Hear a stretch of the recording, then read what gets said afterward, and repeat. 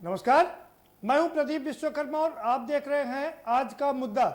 आज के मुद्दे में हम बात करेंगे सियासत के गिद्ध की।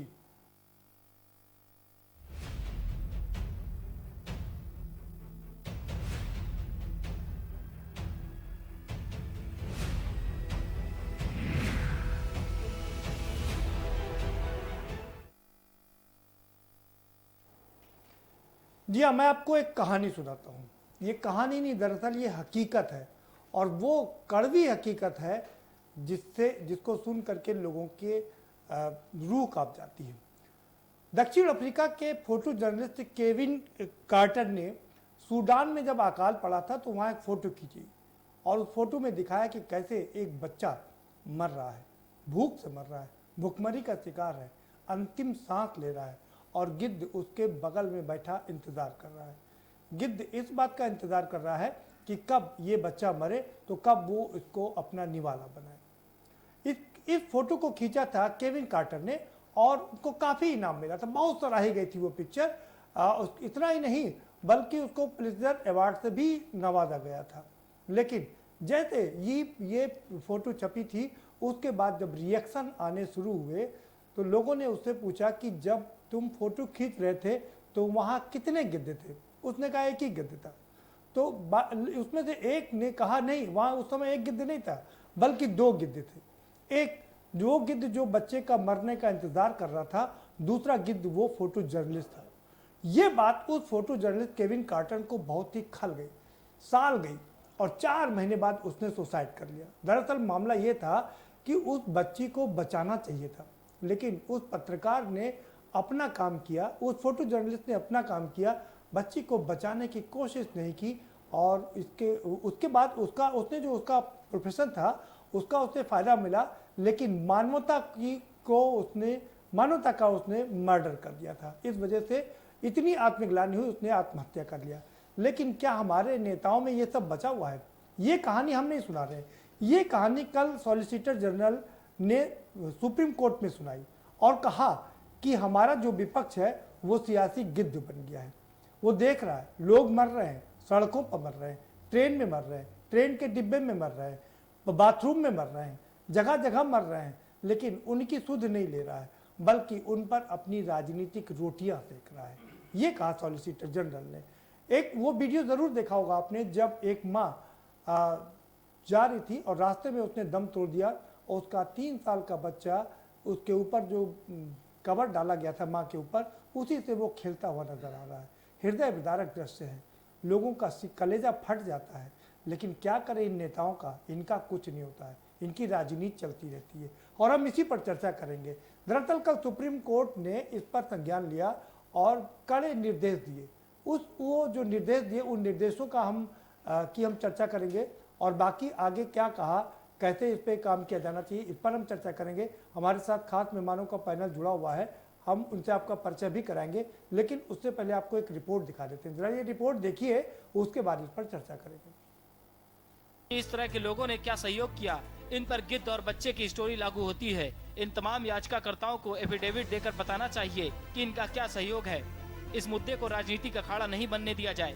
बता दें कि कोरोना संकट के बीच मजदूरों पर सियासत जोर मार रही है। कांग्रेस और समाजवादी पार्टी ने सरकार के खिलाफ मोर्चा खोल रखा है। ऐसे में तुषार मेहता ने कोर्ट के अंदर विपक्ष का चेहरा बेनकाब करने की कोशिश की। अब देखने वाली बात होगी कि मजदूरों पर छिड़ी सियासी जंग कहां जाकर थमती है। Special desk. जी हाँ, 5 जून को अगली सुनवाई होनी है और तब तक केंद्र से और राज्य सरकारों से जवाब मांगा है सुप्रीम कोर्ट में। हालांकि खुद सुप्रीम कोर्ट काफ़ी समय बाद जागा है, क्योंकि इससे पहले वो रात भर जाग करके तमाम चीज़ों की सुनवाई उसने की है, लेकिन इस बार पता नहीं क्या हुआ, उसने स्वतः संज्ञान नहीं लिया, लेना चाहिए था। और दूसरी बात यह है कि क्या अब कोर्ट पर भी आरोप लगने लगे हैं, क्योंकि केंद्र की सरकार कह रही है कि कुछ हाई कोर्ट तो पैरेलल सरकार चला रहे हैं। ये हम नहीं कर रहे हैं, ये केंद्र की सरकार कह रही है और कुछ राज्य कह रहे हैं कि सुप्रीम कोर्ट तो केंद्र के इशारे पर काम कर रहा है। क्या अब क्योंकि बाकी की संस्थाओं पर तो इतना बड़ा प्रहार हो चुका है, अब क्या इस पर भी प्रहार होना बाकी है? वो भी हो रहा है और कहाँ रुकेगा ये प्रहार, ये भी देखना बड़ा दिलचस्प होगा। लेकिन हम फिलहाल अपने मुद्दे की बात करेंगे, हम सियासत के गिद्धों की बात करेंगे। अशोक पांडे जी हमारे साथ जुड़ गए हैं, भारतीय जनता पार्टी के नेता हैं, स्वागत है आपका अशोक पांडे जी। राकेश कुमार उपाध्याय जी हमारे साथ में जुड़े हुए हैं, पूर्व शासकीय अधिवक्ता है, बहुत स्वागत है आपका। मनोज मिश्रा जी हमारे साथ में है, वरिष्ठ पत्रकार हैं, आपका भी बहुत स्वागत है। और अब से कुछ देर बाद एक और खास मेहमान हमारे साथ जुड़ने जा रहे हैं, और हमेशा की तरह जब वो हमसे जुड़ेंगे हम उनसे आपका परिचय जरूर कराएंगे। अशोक पांडे जी का रुख करेंगे। अशोक पांडे जी, क्या विपक्ष सियासत के गिद्ध हैं?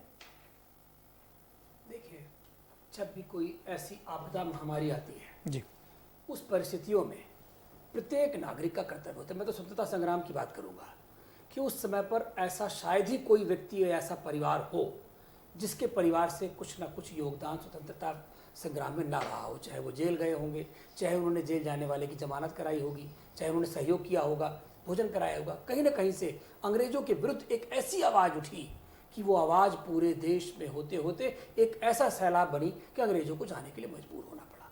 ठीक वैसी ही परिस्थिति आज भी है। ये आपदा महामारी, ये एक ऐसी महामारी है जिसमें मैं ये देख रहा हूँ कि जैसे जिसके पास जो बन पा रहा है, मध्यम वर्गीय सबसे ज़्यादा पीड़ित है और उसकी सुध भी कोई नहीं ले पा रहा है। इसके बावजूद भी जो व्यक्ति जहां भी है, मानवता चूंकि हमारे हृदय में जिंदा है और हम सर्वे भवन्तु सुखिनः के सिद्धांत पर चलते हैं, तो वो अपनी सहायता लोगों की कर रहा है।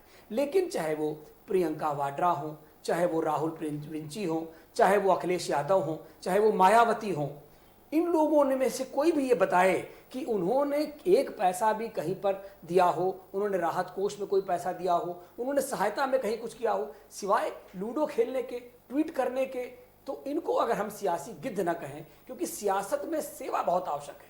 सेवा भाव के सहारे ही कोई आदमी सियासत को प्राप्त कर सकता है। गद्दी के लिए सेवा होना आवश्यक है, तड़प होना आवश्यक नहीं है। और ये तड़प इनके अंदर दिख रही है, और इसी तड़प की वजह से हम भी इनको गिद्ध की ही संज्ञा देंगे, जो मजदूरों की लाश पे राजनीति कर रहे हैं, जो मरने वालों की संख्या पर राजनीति कर रहे हैं। आज एक स्वस्थ बहस इस बात पर होनी चाहिए। आप पत्रकार हैं, आप कुछ भी पूछ सकते हैं, उसका जवाब देने के लिए हम बाध्य हैं। लेकिन रिकवरी रेट अगर 42.28% पहुंचा है तो ये हम सब के लिए बहुत खुशी का सबब होना चाहिए, उस पर चर्चा होनी चाहिए। लेकिन हम चर्चा हमेशा लाश पे ही करते हैं, और लाश की व्यवस्था पर राजनीति करने वालों को गिद्ध ही कहा जाएगा, इसके सिवा कुछ नहीं। ठीक, राकेश जी का रुख करेंगे। राकेश कुमार उपाध्याय जी, आप इस टिप्पणी को किस नज़र से देखते हैं, कैसे देखते हैं? देखिए, इसको तो हम इस टिप्पणी के बारे में तो मैं इसलिए कुछ नहीं कहूँगा क्योंकि जो जजमेंट में पढ़ा हुआ है, जजमेंट में स्टेट गवर्नमेंट की भी तारीफ़ की है उन्होंने, तुषार मेहता साहब ने, कि स्टेट गवर्नमेंट जो है और यूनियन टेरिटरीज जो है नेसेसरी स्टेप ले रही हैं, और सब ने पैसा भी एड किया है। बिहार गवर्नमेंट ने पैसा वापस भी किया है जो पहले दिया था। तो कहने का मतलब यह है कि हर तरीके से काम कर रहे हैं सब मिलजुल के। उन्होंने काम का पूरा जजमेंट पढ़ लिया जाए तो पहला, सेकंड पैरा, फर्स्ट पैरा सब क्लियर हो जाता है, किसी की आलोचना, किसी की बुराई नहीं की है। और सुप्रीम कोर्ट ने भी यही गाइडलाइन दी है कि no fare, free food, originating state से उनको फूड मिले, ट्रेन में मिले, जहाँ लैंड करते हैं वहाँ बसेज, वहाँ सारी सुविधा मिले, और सरलीकरण जो हो रजिस्ट्रेशन का हो। सुप्रीम कोर्ट ने इस पर जवाब मांगा है। तो ये सारी चीज़ें हैं और सबको मिलकर काम करना होगा, आलोचना से काम नहीं होगा। उन्होंने कोई चीज अगर कही है तो उसको तो जजमेंट में वो चीज नहीं है, उसको मैं नहीं कहना चाहूंगा। जजमेंट में वो चीज नहीं है, आपकी बात बिल्कुल ठीक है। लेकिन ये जो कन्वर्सेशन वाला जो दलीलें दी जा रही थी, उस दलील में ये बात उन्होंने कही है। और जो कपिल सिब्बल, जय सिंह, बाकी जो और अभिषेक मनु सिंह भी जब खड़े हुए थे तो उनके लिए उन्होंने इशारा किया कि ये हैं वो सियासत के गिद्ध जो राजनीति कर रहे हैं। नहीं, इस समय तो राजनीति करने का समय नहीं है सर जी। राजनीति करने का समय इसलिए नहीं, देश बड़े संकट के दौर से गुजर रहा है और सबको जो है एकजुट होकर काम करना पड़ेगा। बहुत बड़ा संकट है देश के ऊपर, और इस समय अगर आप राजनीति करेंगे तो कपिल सिब्बल जी को काम करना पड़ेगा, मैदान में आके काम करना पड़ेगा, हेल्प करनी पड़ेगी। ये कहने से काम नहीं चलेगा कि ये नहीं हो रहा, वो नहीं हो रहा। तो तुषार मेहता साहब का जो आर्गुमेंट है उसमें सुप्रीम कोर्ट ने, जो ऑनरेबल सुप्रीम कोर्ट ने लिखवाया है जजमेंट में, तो वो देखिए पूरा उन्होंने डिटेल में कहीं भी आलोचना नहीं किसी की, कोई ऐसे किसी गवर्नमेंट की आलोचना नहीं की उन्होंने। एक सवाल मैं जरूर करना चाहूंगा जी, कि अगर आप इजाजत दें तो पहले मैं जरा मनोज जी को शामिल मनोज जी के शामिल करने के लिए वो सवाल मनोज जी के लिए बड़ा मौजूद रहेगा जी, और राकेश जी के लिए भी मौजूद है, क्योंकि ये लोग रोज इस व्यवस्था के साथ रूबरू होते हैं। अगर किसी की मृत्यु हो रही है और उस मृत्यु पर हम उसको आवरण ना ढक सकें, उसके भोजन की व्यवस्था ना कर सके। सरकार है, सरकार से जितनी उम्मीद की जा सकती है सरकार उतना कर रही है। आज हम 3447 करोड़ लोगों को हमने पहुंचाने का काम किया है। नहीं, हमने उनको मुफ्त में भोजन दिया है, इसीलिए पानी दिया है। मैं इसीलिए कह रहा हूं, कोई मृत्यु हो गई है, आपको बताऊंगा, मुझे पता है, एक लाइन कहना चाह रहा हूं जी। कि अगर मृत्यु हो गई है तो मृत्यु पे जाने का वक्त अखिलेश यादव के पास है, मृत्यु में मरे हुए व्यक्ति के लाश पर जाने का वक्त प्रियंका वाड्रा के पास है, मरे हुए व्यक्ति के ऊपर सियासत करके ट्वीट करने का काम मायावती के पास है। लेकिन जो जिंदा लोग हैं उनकी चिंता आप क्यों नहीं करते, उनके लिए आपने क्यों नहीं सोचा? इस पर सियासत, मुझे राकेश जी की बात बहुत अच्छी लगी, जो बात उन्होंने कही। मैं इसीलिए कह रहा था ना, मैं आऊंगा जरा मनोज जी का रुख। हाँ मनोज जी, क्या कहेंगे आप? क्या विपक्ष सियासत का गिद्ध बन गया? जी जी, दरअसल प्रदीप जी, सुप्रीम कोर्ट की टिप्पणी ही नहीं बल्कि वकीलों पे व्यंग, दिशा निर्देश और 5 जून को मांगा गया जवाब, इसमें बहुत सारी चीज छुपी हुई है। अब हम आपसे एक एक चीज बताना चाहेंगे। दरअसल प्रवासी मजदूरों के निकलने से और घर तक पहुंचने के बीच की जो दुर्व्यवस्था संज्ञान में आई, चाहे वो पैदल के माध्यम से, ट्रेन के माध्यम से, बस के माध्यम से, खाना नहीं मिलना, ट्रेन कहीं से चलती हो कहीं पहुंच जाती, तो लगातार हम इन सब चीजों पर चर्चा करते हैं। सुप्रीम कोर्ट ने उस पर सभी सरकारों पर बड़ी कड़ी टिप्पणी की है, जिसमें राज्य सरकारों के काम की सराहना करते हुए उनको ये कहा है कि इनके रजिस्ट्रेशन से लेके, इनके खाने से लेके, इनके बस के किराए से लेके, इनके ट्रेन की किराए के मुफ्त रखे और उनकी सेवा दे। ये नैतिक जिम्मेदारी सभी राज्य सरकारों की है। इस पर पांडे जी आप कहीं कहीं उस सवाल को घुमाइए मत, और इस पर जवाब भी उन्होंने मांगा है कि उनकी अगर ये दुर्दशा हुई है उनके घर तक पहुंचने में, तो कारण क्या रहा है। और जो टिप्पणी उन्होंने की गिद्ध वाली, उस पर दरअसल बड़ी सीधी सी बात थी कि इस समय पक्ष और विपक्ष, देखिए प्रदीप जी, जहां सरकार बीजेपी की है वहां विपक्ष कांग्रेस या बाकी अन्य पार्टियां हैं, जहां सरकार कांग्रेस की वहां कहीं कहीं विपक्ष भाजपा है। तो आरोप प्रत्यारोप भी हम लोग लगातार राज्यों को देख रहे हैं, लेकिन गृह मंत्रालय की गाइडलाइन हम लोग पहले लॉकडाउन से फॉलो कर रहे हैं। मुझे लगता है उसी को राज्य भी कर रहे हैं। 19-20 अगर छोड़ दे, क्योंकि चौथे लॉकडाउन में राज्यों को थोड़ा सा ज्यादा आजादी दी गई इस बात के लिए कि वो लोगों को लाभ पहुंचा सके। तो वो जो 4 सवालों के जवाब और 4 सेवाएं देने की बात की गई है, मुझे लगता है अगर वो राज्य और केंद्र मिलकर लागू कर देते हैं तो समस्या का समाधान अपने आप हो जाएगा। बिल्कुल, बहुत बड़ी बात करें आप, समस्या का समाधान हो जाएगा। राकेश जी का रुख करें। राकेश जी, आपने कहा कि किसी की बुराई नहीं की, किसी को क्रिटिसाइज नहीं किया, सबकी तारीफ की, लेकिन सवाल जरूर पूछा उन्होंने कि राज्य सरकार, ये जो लोग मर रहे हैं, बिचौलिए फायदा उठा रहे हैं, उस पर सवाल खड़े किए हैं कि आखिर इन प्रवासी मजदूरों को पैसा क्यों देना पड़ा। मेरे पास जो जजमेंट है, जजमेंट की कॉपी है, उसमें तुषार मेहता साहब ने इनिशियल स्टेज में ही जो है स्टेट गवर्नमेंट को भी कहा है कि सब आपस में कोऑपरेशन से काम कर रहे हैं। और इसमें अगर आप कहें तो मैं पहला उसको रीड कर वो पढ़ा तो कहीं भी, और वो चीज जो आप बता रहे हैं उसको तो मैंने सुना नहीं, कोर्ट में मैं मौजूद नहीं था। आप नहीं मौजूद, उस पर मैं कोई आप उसमें मौजूद नहीं थे, जजमेंट पे ये नहीं आई, लेकिन जो कन्वर्सेशन है मैं बता रहा हूँ। 7 चीजों पर सुप्रीम कोर्ट ने फोकस किया है। जी, पहली चीज है नो फेयर। आप बस, लेकिन फेयर तो लिया गया है ना, वापस किया बिहार गवर्नमेंट ने। इसको तुषार मेहता साहब ने अपने बिहार गवर्नमेंट ने वापस किया लिया। तो और उन्होंने कहा कि बिहार गवर्नमेंट ने वापस किया। उत्तर प्रदेश सरकार ने 51 करोड़ रुपया एडवांस में दे दिया है, एडवांस में दे दिया है।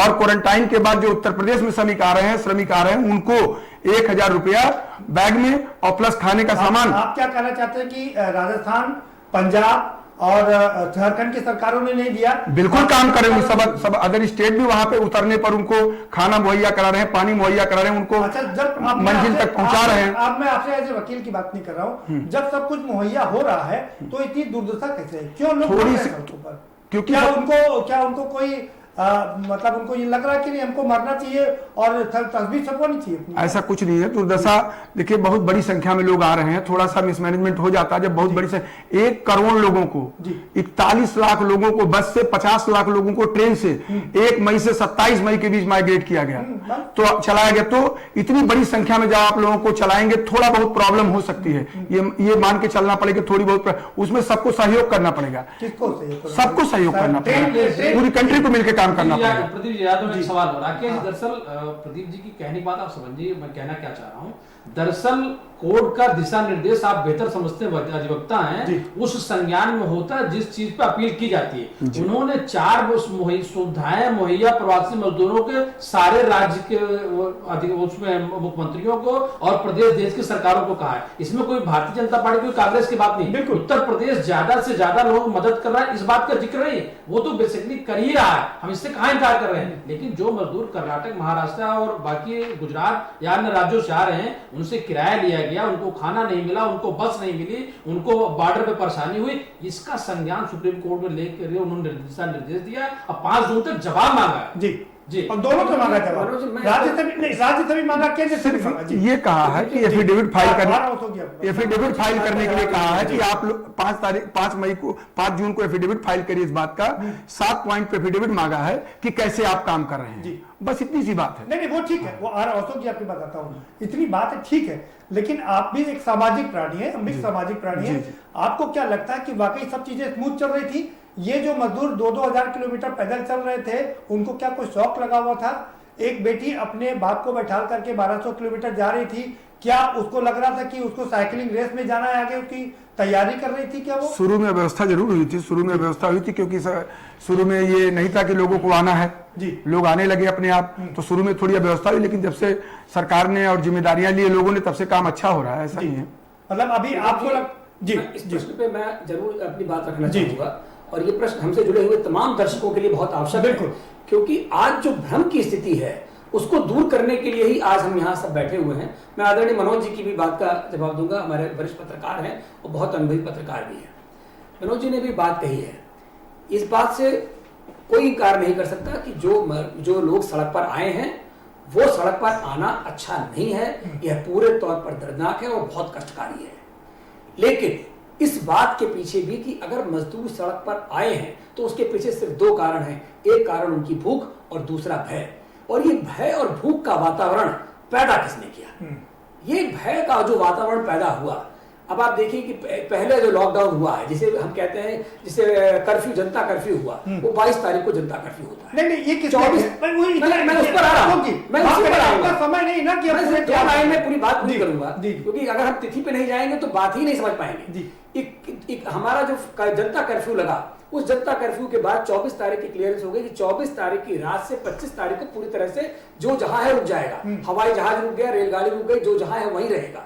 लेकिन उसके बाद अब यहां पर जो राजनीतिक सियासत खेल शुरू हुआ कि सबसे पहले अरविंद केजरीवाल ने रात में 27 तारीख को लोगों, मजदूरों को भड़का करके और ला करके यूपी बॉर्डर पे छोड़ दिया। आज वहां की स्थिति क्या है? अशोक जी फिर आप तो ये जो भय का वातावरण, ये जो चर्चा है ना, हर बार ये घूम फिर के यही आती है कि भय किसने पैदा किया? कि आम आदमी पार्टी की वजह से नहीं किया, कांग्रेस की सरकार मेरा मतलब ये भय की वजह से ही मजदूर सड़क पर आया। आपको क्या लगता है कि ये क्या काम सरकार का ही होना चाहिए? आपसे एक सवाल पूछ रहा हूँ, क्या आपको भी लगता है तुषार मेहता की तरह कि वाकई ये लोग जो विपक्ष है वो सियासत के गिद्ध हैं?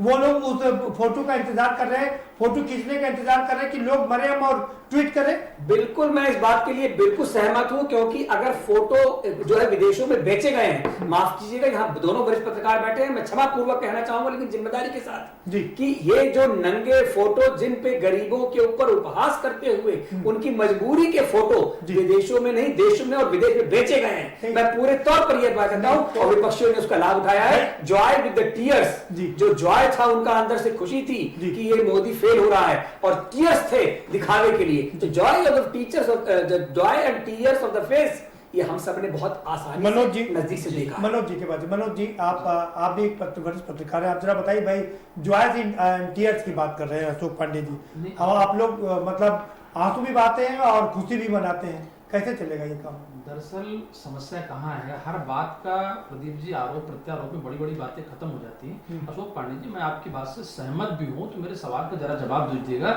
और मैं आपके सवाल का जवाब दे रहा हूँ। अगर राज्य सरकारों की बात आप दिल्ली भी करते हैं तो मैं फिर कह रहा हूँ, गुजरात, कर्नाटक और महाराष्ट्र ये वैसे राज्य हैं जो अपने विकास का और का चरम पर ढिंढोरा पीटते रहे। क्या ये 2 महीने 1 महीने उन मजदूरों को जो इनके विकास की रेलगाड़ी बनते थे, जो इनके कंस्ट्रक्शन से IT सेक्टर सारी चीजों में रहे, उनको क्या ये रहने खाने की व्यवस्था नहीं कर सकते थे क्या? और अगर नहीं किए, देखिए कोई भी अपने रोजगार को, अपने घर को, अपने परिवार, बच्चे 4 साल से लेकर 60 साल 65 साल तक की बूढ़ी बुजुर्ग सब पैदल चले हैं। दरअसल कुछ न कुछ तो फेल हुआ है। नैतिक जिम्मेदारी राज्य सरकार पर। जी, मैं आपसे एक जानना चाह रहा हूँ, जैसे जिस तरह से वो केविन कार्टर ने किया, क्या आज का पत्रकार या आज के राजनीति भी वही कर राजनीति मुझे वही कर रहे हैं, विपक्ष के लोग भी वही कर रहे हैं? अपवाद छोड़ करके प्रदीप जी मैं कहना चाहूंगा, ये जरूर बात है कि ज्यादा जिम्मेदारी सत्ता पक्ष की बनती है। और इस बार सत्ता पक्ष में केंद्र को छोड़ दे तो बाकी राज्य भी तो है। अगर आप ममता की बात करेंगे तो कहीं छत्तीसगढ़ में किसी की बात करेंगे, मैंने कहा राजस्थान की बात करेंगे। देखिए इस बार पूरा समूचा 135 करोड़ की आबादी थी, सबकी जिम्मेदारी थी। अगर पक्ष की 70% थी तो 30% नैतिक जिम्मेदारी विपक्ष की रही। अगर विपक्ष फेल हुआ तो भी दुर्भाग्य की बात है पार्टी जी, क्योंकि हंसी मजाक की बात नहीं। और हम या प्रदीप जी पत्रकार रहते हुए कोशिश जरूर किए होंगे कि लोगों को मास्क या सैनिटाइजर दे दे। हमने फोटो खींचने का पहले नहीं किया जी। मैं खुद इसी का समर्थन कर रहा हूं कि आम आदमी ने, प्रत्येक व्यक्ति ने किसी न किसी की सहायता की। आम आदमी ने किया, लेकिन नेताओं ने क्या किया? उन्हीं की सूची मैंने मांगी। मैंने आपसे कहा कि आप, मुझे बहुत अच्छा लगता अगर आदरणीय मुखर्जी उनसे सवाल कर लेते, आदरणीय मुखर्जी उनसे सवाल कर लेते कि आप जरा उनके बताते कि कांग्रेस ने क्या किया है, सपा ने क्या किया और बसपा ने क्या किया है, सिवाय मरे हुए लोगों के जो जिनकी मृत्यु हो गई उनके यहां जाकर के एक आंसू गिराने के सिवा उन्होंने लाशों पर राजनीति की है। आज भी बता रहा हूं मैं, अभी इन्होंने एक मार्मिक दृश्य खींचा कि वो चादर खींच रहा है बच्चा और उस कफन से खेल रहा है। लेकिन आप देखिए कि आज दिल्ली में निगम बोध घाट की स्थिति है कि टोकन लेना पड़ रहा है, घाट पे जलाने की जगह नहीं है। लेकिन क्या किसी टीवी चैनल पे आ रहा है? जहां पर अस्पतालों में लाशों के साथ मरीज लेटे हुए हैं, क्या किसी चैनल पे आ रहा है? आज भी वो 11 लाख मरीज, 11 लाख मजदूरों को भोजन करा रहे हैं। अगर भोजन कराया गया होता तो कतई वहां से ये मजदूर नहीं जाता।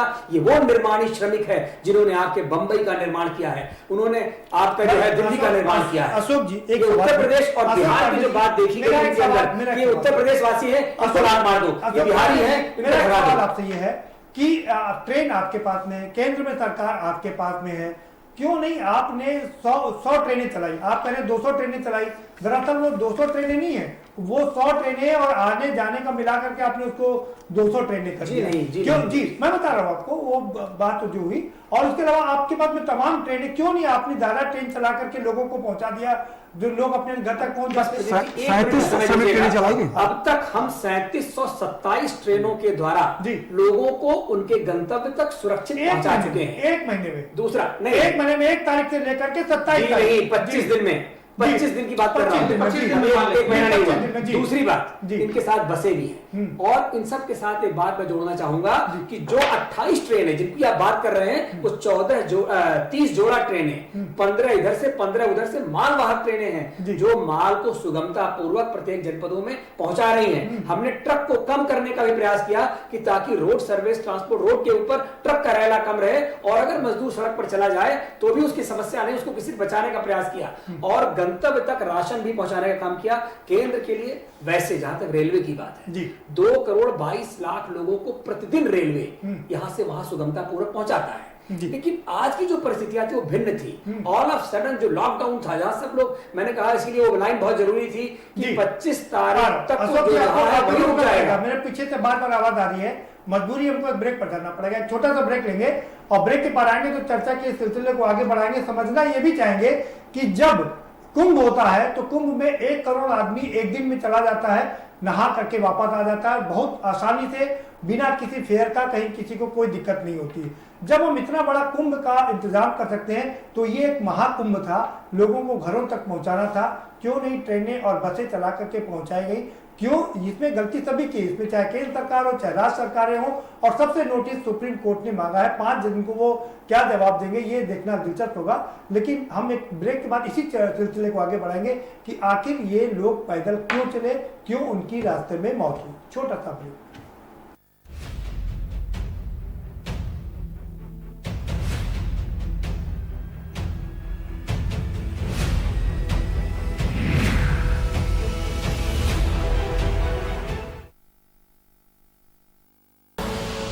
आप देख रहे हैं के न्यूज, खबरों का सारथी।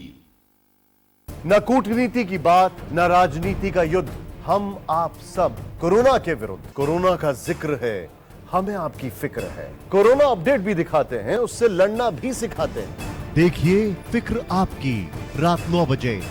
TV9 भारतवर्ष, अब तो सब देख रहे हैं। खुदी को आजमाया है तो ये अंदाज आया है, खुदी को आजमाया है तो ये अंदाज आया है। तुम में भी मैं हूं, शुद्ध प्लस पान मसाला। Mount Litra Z School, Unnao, #1 in academics, #1 in sports, best teachers, best result, smart classroom, best transport facility, world class infrastructure के साथ Mount Litra Z School, Unnao। आप देख रहे हैं के न्यूज, खबरों का सारथी।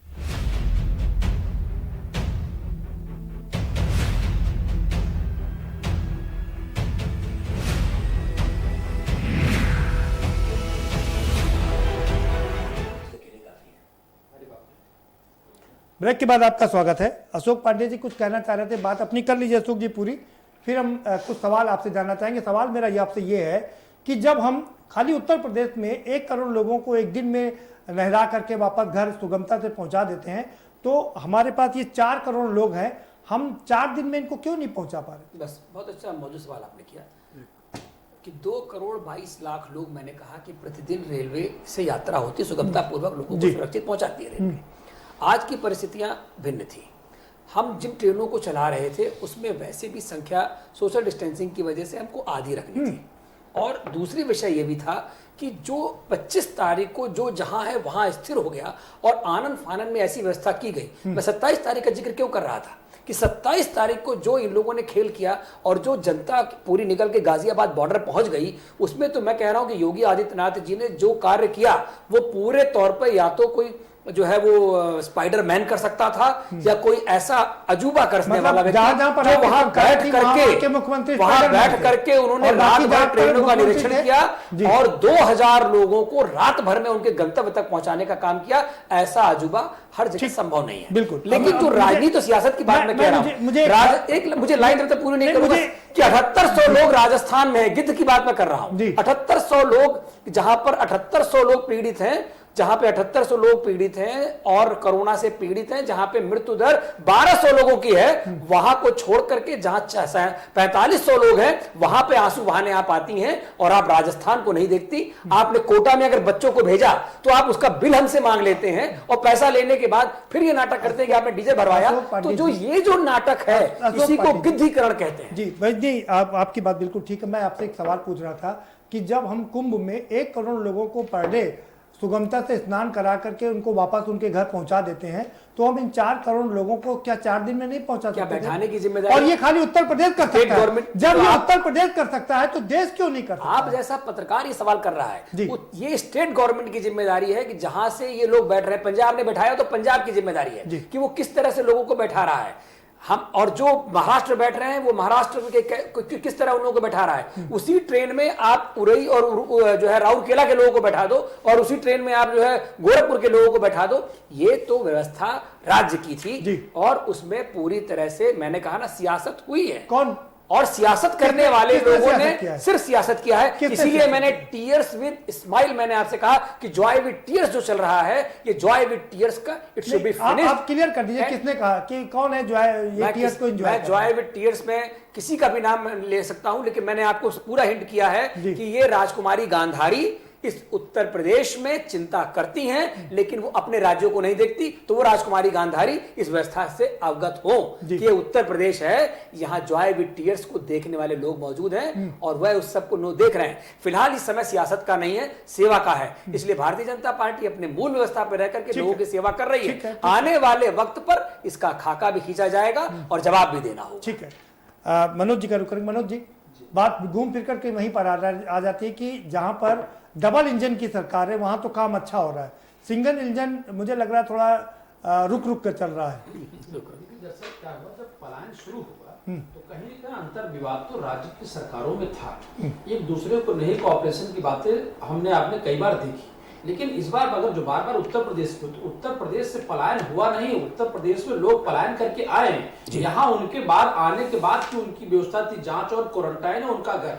हम बात कर ले जब मजदूर शुरू हुए, हम इस बात से अशोक जी इनकार नहीं करते कि उस समय जो दिल्ली से लोग पलायन किए तो रातों रात 10,000 भेजी गई बसें, सुविधा दी, साधन दिया। चलिए योगी जी के कार्यों पर हम सवाल उठा रहे हैं, लेकिन पूरे अगर परिदृश्य को हम देख लें कि देश में जब पलायन शुरू हुआ तो बाकी सब लोगों ने क्यों इतना मिसकम्युनिकेशन किया। आपने ट्रेन का जिक्र किया कि साहब अगर गोरखपुर के आने वाली ट्रेन पे राउरकेला लोग बैठेंगे, अरे राउरकेला नहीं, लोग अगर आसाम के बैठते हैं, ट्रेन तो गोरखपुर जानी चाहिए थी, राउरकेला क्यों चली गई। दूसरी बात, राजस्थान का आपने उदाहरण दिया, राजस्थान का उदाहरण तो भिलवाड़ा एक डिस्ट्रिक्ट था, जिस डिस्ट्रिक्ट मजिस्ट्रेट के लॉकडाउन और उसके नियम को मोटा मोटा पूरे देश के सभी राज्य के जिलों ने माना। साहब वहां चूंकि उन्होंने जल्दी, चूंकि कोरोना फैला वहां ज्यादा था और उसको समाप्त करके नील भी उन्होंने जल्दी किया था। उस उदाहरण को हम लोगों ने कई बार चर्चा में लिया और बहुत लोगों ने माना, बल्कि इसका संज्ञान केंद्र ने भी लिया था। दरअसल अशोक जी, मैं फिर कह रहा हूँ, आरोप प्रत्यारोप से परे हट करके ये राष्ट्रीय नहीं अंतरराष्ट्रीय आपदा के समय था, चीजों को हल करना जरूरी था।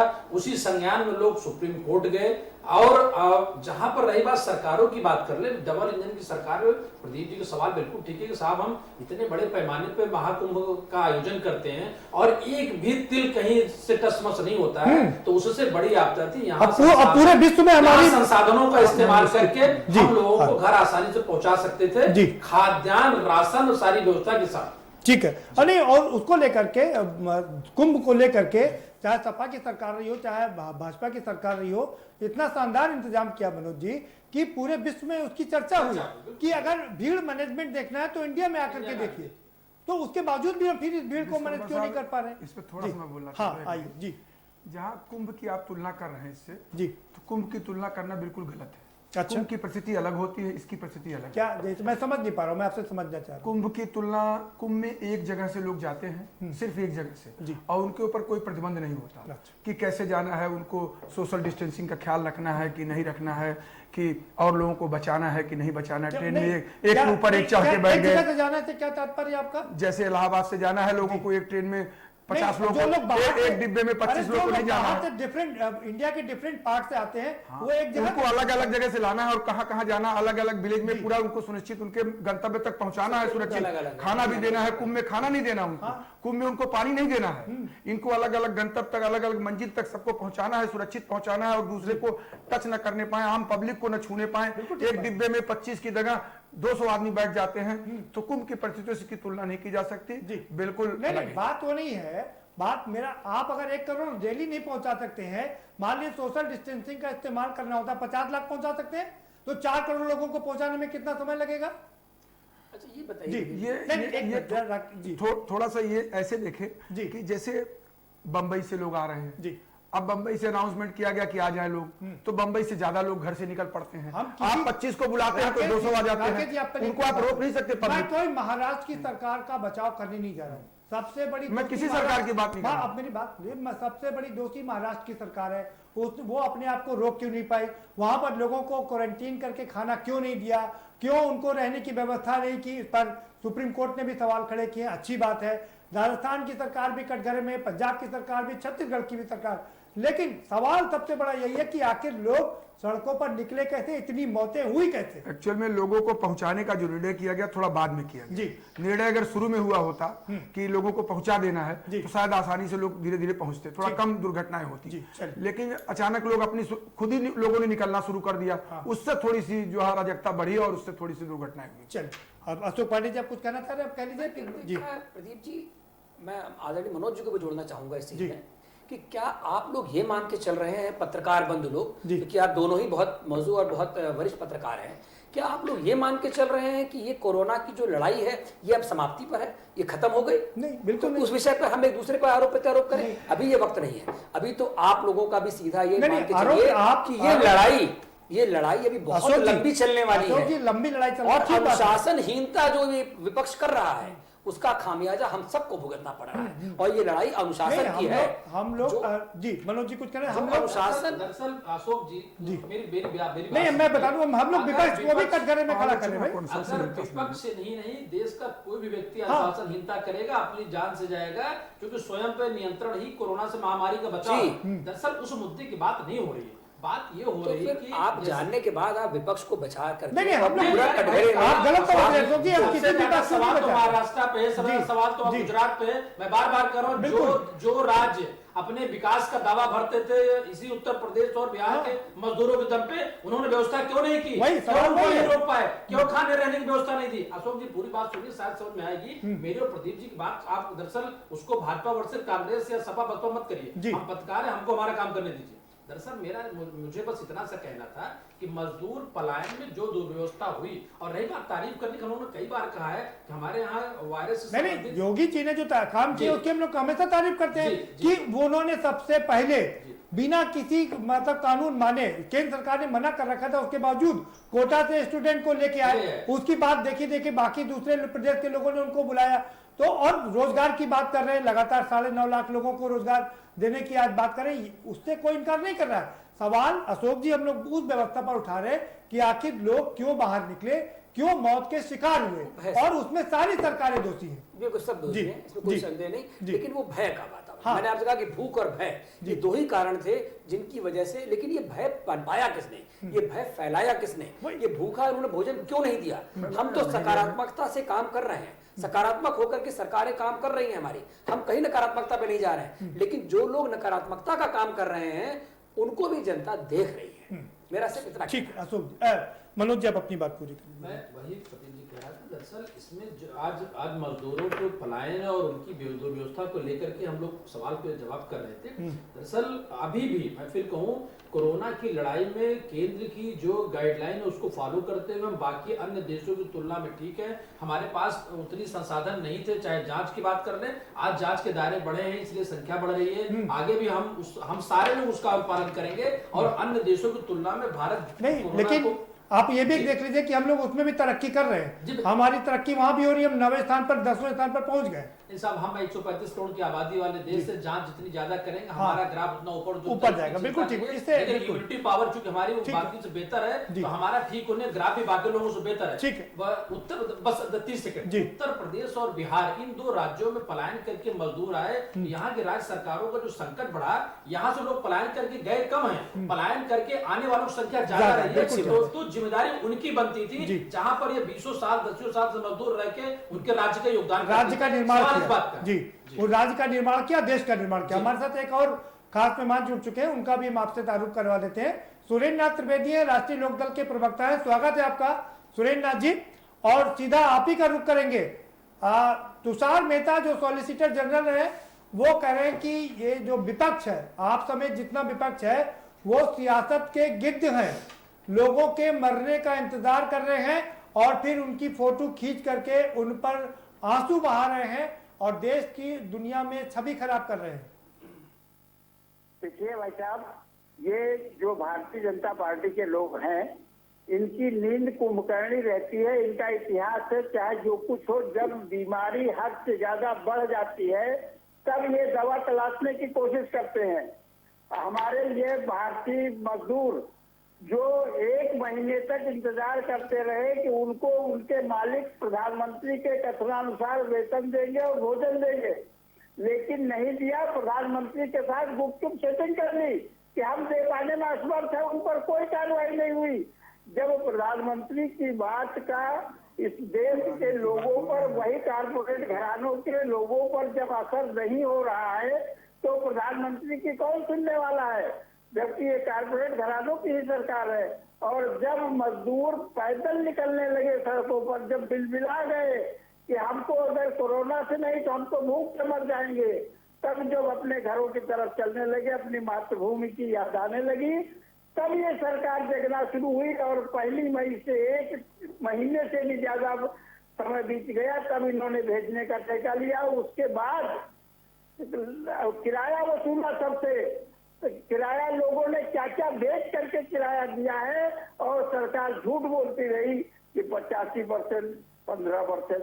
तो ये झूठ की सरकार है, ये मजदूरों की सरकार नहीं है, किसानों की सरकार नहीं है, ये केवल कारपोरेट घरानों की सरकार रही। और उसने भी इनका कहना नहीं माना और मजदूरों को वेतन नहीं दिया, जबकि वास्तविक रूप से यही मजदूर जो भारतीय अर्थव्यवस्था के सवाल ये है सुरेंद्र जी सुरेंद्र जी सवाल ये है, सवाल एक ले लीजिए, सवाल ये है कि जब लोग मर रहे हैं तब आप उन पर राजनीति कर रहे हैं, लेकिन लोग मरे ना, इसके लिए तो आप लोगों को आगे बढ़ के कुछ काम करना चाहिए था ना। अरे जो मर रहे हैं विपक्ष की सरकार है, उन्होंने ठीक से काम क्यों नहीं किया? जो मर रहे हैं वो भारतीय जनता पार्टी की मेहरबानी से मर रहे हैं। तो हमारे विपक्ष ने तो पहले ही आवाज उठाई थी कि विदेशों से कारपोरेट घरानों के लोगों उसमें को पंजाब लाने का की कोई योगदान नहीं है, महाराष्ट्र का कोई योगदान नहीं है। त्रिवेदी जी, अमेरिका में भी लोग मर रहे हैं। सुन लीजिए, भारतीय जनता पार्टी ने अमेरिका की छोड़ दीजिए भाई, हम तो वहाँ क्या भारतीय जनता पार्टी की सरकार है, ईरान में भारतीय जनता पार्टी की सरकार है। राकेश जी आपका काम दूसरा है, आप उसको मत इशू को डाइवर्ट कर रहे हैं। वो हम देखेंगे ना, इसी को डाइवर्ट कर रहे हैं। आपका काम इसका है, आप सुप्रीम कोर्ट के ऊपर बात करिए। जी सुरेंद्र त्रिवेदी जी, इसके अलावा कुछ नहीं है।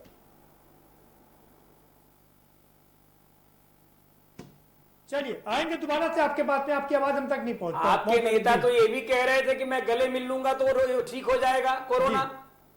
आपके नेता तो ये भी कह रहे थे सुरेंद्र जी, आपके नेता तो कहते थे मैं कोरोना को नहीं मानता हूं। हम तो ये कहते चलिए पैसा आपने नहीं दिया, पैसा आपने नहीं दिया, सुझाव कोई सरकार को दिया हो तो बताइए। मैं खुला चैलेंज आपको दे रहा हूं, इस टीवी चैनल के माध्यम से लाखों लोग जुड़े हुए हैं। अगर आपके लोकदल आरएलडी ने कोई सुझाव सरकार को दिया हो तो वही बता दीजिए। पैसा या कोष में दान देना तो बहुत दूर की बात है, किसी की सहायता करना तो आपके लिए आता ही नहीं है।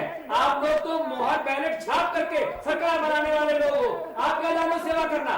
लेकिन अगर आपने किसी की सरकार को कोई सुझाव दिया हो, प्रदेश सरकार को या केंद्र सरकार को, तो बताइए जी, सिवाय टिप्पणी करने के। जवाब दे दीजिए। हाँ तुरंत जी, सिवाय टिप्पणी करने के जवाब दे दीजिए। आप मजदूरों को मार भी रहे हैं। हम आवाज नहीं रहे आपकी, हम आपसे सवाल कर रहे हैं।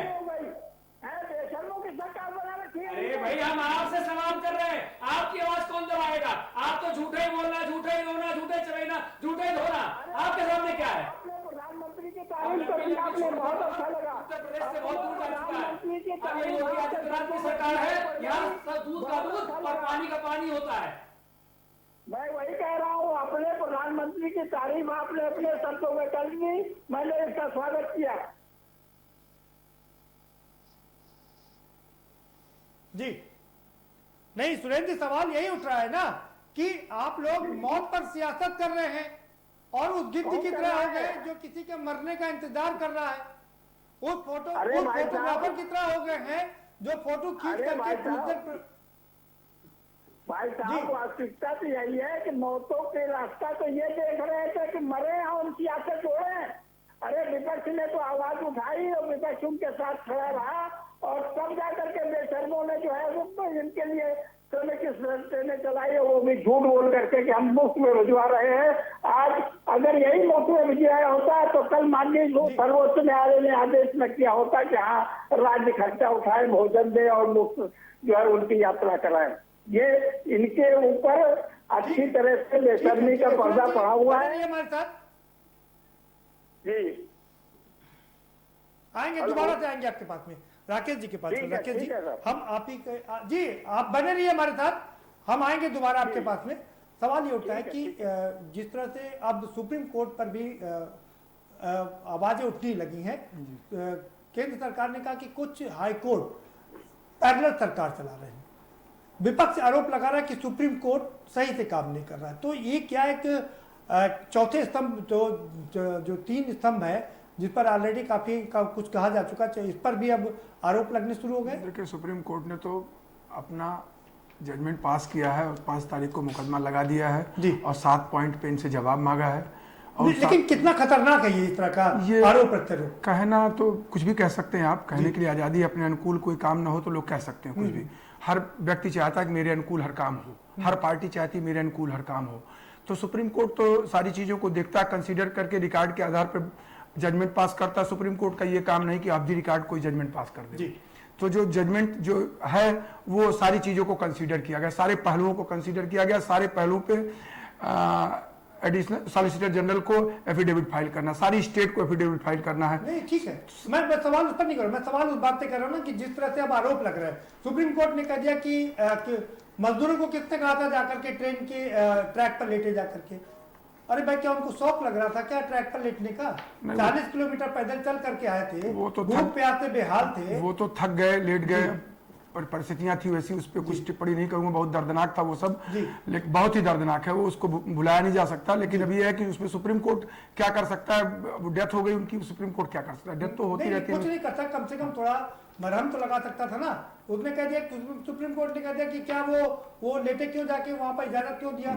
अच्छा वो ये नहीं कहा। अब वो जजमेंट हमने नहीं देखा, उसमें क्या कहा है, उस जजमेंट हमने नहीं देखा, वो उस पर हमें पता नहीं था, उस पर डिबेट होगी अशोक जी के पास। ठीक है, आप कुछ और कहना चाह रहे हैं राकेश जी, ऐड करना चाहेंगे? बस यही कहना चाहता हूँ कि सब लोग मिलजुल कर काम करें, इस विपत्ति से निपटें। वो बात ठीक है। अशोक जी के पास जी, ये सर्वोच्च न्यायालय पे या न्यायालयों पे आरोप लगाने का सिलसिला जी, जब राम मंदिर पे फैसला आ रहा था तो मेरे बड़े भाई आज मनोज जी भी यहाँ बैठे हुए हैं, पूरी तरह से हमको वो दबा रहे हैं, लेकिन वो बताएंगे कि हर बार आपको वहां पर भी आपको ये प्रश्न उठता था कि सीधा सीधा आरोप लोग न्यायालय पे लगाते थे कि न्यायालय निष्पक्ष नहीं है, न्यायालय की बात हम नहीं मानेंगे, न्यायालय। तो ये बात बिल्कुल सही है कि न्यायालय पर तो आरोप, आज अभिव्यक्ति की आजादी है, कोई कैसे भी लगाए, लेकिन भारतीय जनता पार्टी संविधान में और कानून में भरोसा करती है, विश्वास करती है और कानून का राज ही कायम करने का प्रयास करती है। अतः हमारे तरफ से अशोक जी, आपकी केंद्र सरकार ने कहा है कि कुछ राज्य सरकार, कुछ हाई कोर्ट पैरेलल सरकारें चला रहे हैं। बिल्कुल, देखिए ये पैरेलल सरकार चलाने की स्थिति ये है कि दिशा निर्देश, ये तो एक बहस का विषय है और मेरे ख्याल से आने वाले समय में इस पर एक स्वस्थ बहस होनी भी चाहिए कि किन चीजों पर आप दिशा निर्देश दे सकते हैं, किसको नहीं दे सकते हैं। तो आज जो भी राज्य आज स्वतंत्रता के साथ राज्य सरकार चला रही है, ममता बनर्जी कह रही है मेरे यहाँ मजदूर नहीं आएंगे, तो कोई फोर्सिबली उनके यहाँ भेज भी नहीं पा रहा है, वो अपनी मर्जी से, वो अपनी मर्जी की वहां के मालकिन है, वहां की जनता ने उनको चुप के वहां भेजा है। वो जो निर्णय ले रही है वो कोरोना को नहीं मान रही, उन्होंने 1 तारीख से अभी 31 तारीख के लॉकडाउन का इंतजार किए बिना 1 तारीख से लॉकडाउन उन्होंने ओपन कर दिया है।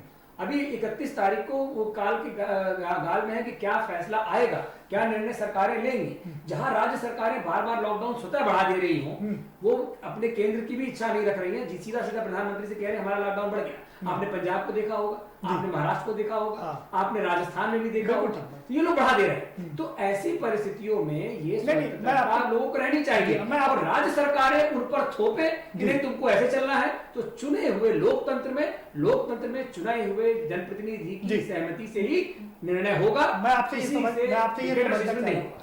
समझना चाह रहा हूँ, ये जो कोर्ट पर अटैक हो रहा है ये कितना गंभीर मसला है, क्योंकि ये गंभीर मसला है। हर आदमी अपने अपने, आपने ठीक कहा, जिस राज्य सरकार की नहीं बात मानते हो राज्य सरकार आरोप लगाती है, विपक्ष की बात नहीं मानते विपक्ष आरोप लगाती है। तो ये गंभीर मसला है क्या कि सुप्रीम कोर्ट पर है, लेकिन लोकतंत्र में मर्यादा लोकतंत्र की होती है, जनता जनार्दन होती है और जनता ने जिसको अवसर दिया है ये उसके हाथ में रहता है। अतः उसमें कोई नहीं, लेकिन ये पाकिस्तान नहीं है कि यहाँ हाई कोर्ट और सर्वो जो कोर्ट निर्णय ले ले और वो उनको डिक्लेयर भी कर दे कि ये जो है ये आतंकवादी है, लेकिन ये हमारा मेहमान बन के रहेगा।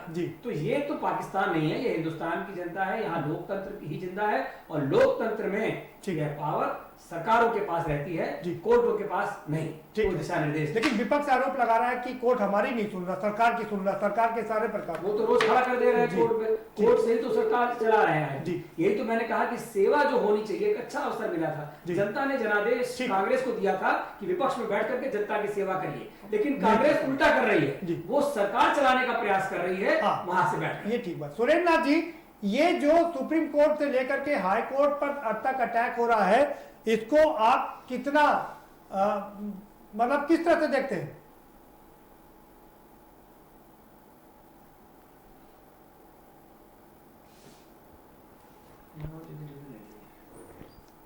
सुरेंद्र जी, आपको आवाज मिल रही है क्या? जी चलिए, सुरेंद्र जी को आवाज नहीं मिल रही है हमारी, फिर उनसे संपर्क साधने की कोशिश करेंगे। मनोज जी करेंगे। मनोज जी, कितना गंभीर मानते हैं आप इन सब इसको लेकर? दरअसल संवैधानिक संस्थाओं पे बैठे लोग इधर हम लोगों ने देखा पिछले 10-12 वर्षों में लगातार जब कुछ निर्णय या उनके कार्य क्षेत्र में हस्तक्षेप करिए तो टिप्पणियां कुछ इस तरीके की व्यक्तिगत करती हैं और राजनीतिक पद पे बैठे लोग ही करते हैं, चाहे पक्ष में चाहे विपक्ष में, जो कि ये उचित नहीं है। जब चीजें और कम से कम न्यायिक में तो हमको दखल नहीं देना चाहिए, वो सबको सर्वमान्य होता है और मुझे लगता है लोकतंत्र सभी मानते हैं। इस पर अगर राज्य स्तर पर हाई कोर्ट की बात कर ले या सर्वोच्च कोर्ट सुप्रीम कोर्ट की बात करें तो वो टिप्पणी करने का अधिकार वो हमारे अधिकार क्षेत्र से बाहर है, वो उस पर टिप्पणी करने को, लेकिन कभी कभी कुछ नहीं, मैं आपसे ये समझ रहा हूँ कि ये कितना गंभीर मसला है। गंभीर है, वही मैं कह रहा हूँ कि संवैधानिक संस्थाओं के साथ जो छेड़छाड़ हो रही है वो उचित नहीं है। इस पर कम से कम चाहे पक्ष हो चाहे विपक्ष हो, एक मत होकर के निर्णय ने जो चीजें बनी है वो चलती रहे। दूसरी बात, अशोक जी बड़े व्यक्तिगत होकर मैं कहना चाहूंगा, अशोक जी मैं फिर कहूँ, मेरा सवाल आपसे क्योंकि आप अपनी पार्टी के पक्ष रख रहे हैं और मामला मजदूरों से जुड़ा हुआ था और सुप्रीम कोर्ट की टिप्पणी और बाकी जो दिनचर्या हम लोग दे रहे थे, हमने उस पर सवाल किया। और फिर मैं कह दूं, उत्तर प्रदेश एक उदाहरण नहीं है, उदाहरण वो सारे पूरे देश की बात करें, पूरे देश की सरकारों की बात। हम इस बात से इनकार नहीं करते कि टीम 11 और मुख्यमंत्री योगी आदित्यनाथ ने बहुत अच्छा काम किया, शानदार किया, लोगों ने बराबर तारीफ। बिल्कुल ठीक बात जी। चलिए सुरेंद्र जी, आप ही के बात आ रहा हूं कि जिस तरह से सुप्रीम कोर्ट पर और हाई कोर्ट पर आरोप लग रहे हैं, कितना गंभीर मसला मानते हैं आप? जी देखिए, सुप्रीम कोर्ट और हाई कोर्ट पर कोई आरोप लगने का प्रश्न नहीं उठता। प्रश्न इस बात का है कि भारतीय जनता पार्टी की कार्यशैली क्या है। भारतीय जनता पार्टी की कार्यशैली ये है कि अपना पाप दूसरों के सर पर दो और खुद चिल्लाओ कि ये पापी है, जबकि अपना पाप है, खुद हम पापी हैं, ये नहीं कहने का। अपनी पीठ थपथपाते हैं, कुछ भी गलत करते हैं फिर भी अपनी पीठ थपथपाते हैं, ये इनका स्वभाव रहा है। ये कुंभकर्णी नींद सोते हैं। देखिए मैं भाई साहब आपको सिर्फ एक सेकंड में बात कह रहा हूँ कि चाहे विधायकों पर इनके आरोप लगे, एक ही बात कहूंगा कि विपक्ष ने सकारात्मक भूमिका नहीं निभाई। बेटे को गोद में खिलाते रहे, विपक्ष ने सकारात्मक भूमिका अगर न निभाई होती और इस देश में अगर लोगों ने इनको भोजन न कराया होता, गरीबों को और भूखों को, तो करोड़ों लोग भूखों मर गए होते। भारतीय जनता पार्टी की किचन सिर्फ उनके घर में चलती रही, ये लाखों लोगों को पैकेट घर में बांटते रहे, ये मोदी और योगी की फोटो लगा करके किचन घर में चलाते रहे। लेकिन ये सिंह जी की आज आत्मा है, वो भी जिसके घर में अगर 4 रोटी थी तो 2 रोटी गरीबों में बांटा है और 2 रोटी खुशाने का प्रयास किया है। इस तरह से ये मजदूर पले हैं और इस तरह से इस गरीबों का भला हुआ है। इस देश के अंदर ऐसे ऐसे लोग अब भी पड़े हैं। बहुत शुक्रिया सभी मेहमानों का, बहुत शुक्रिया इस चर्चा में शामिल होने के लिए। तो कुल मिलाकर मसला यही है कि अब 5 जून को ये फैसला होगा, सुप्रीम कोर्ट फैसला करेगा, जब केंद्र सरकार और राज्य सरकारें अपना अपना एफिडेविट दर्ज करा देंगी। उसके बाद सुप्रीम कोर्ट देखेगा कि लैप्स कहां से हुई, क्यों मजदूरों को इतनी परेशानी उठानी पड़ी, क्यों प्रवासी मजदूरों को ढंग से खाना नहीं मिला, क्यों प्रवासी मजदूरों को मौत का शिकार होना पड़ा, क्यों प्रवासी मजदूरों को रेल का किराया देना पड़ा और बिचौलियों ने क्यों इसका फायदा उठाया। ये तमाम सवाल हैं जो 5 तारीख तक इस पर डिस्कस किए जाएंगे। उसके बाद सुप्रीम कोर्ट अपना निर्णय देगा। हमें तब तक उसके लिए इंतजार करना पड़ेगा और आपको भी तब तक इंतजार करना पड़ेगा, लेकिन बाकी खबरों के लिए आपको कतई इंतजार नहीं करना पड़ेगा। इस कार्यक्रम में इतना ही और बाकी खबरों के लिए लगातार देखते रहिए के न्यूज़ इंडिया। साले जहां भी जाए रिश्ते बनाए। गोल्ड मसाला।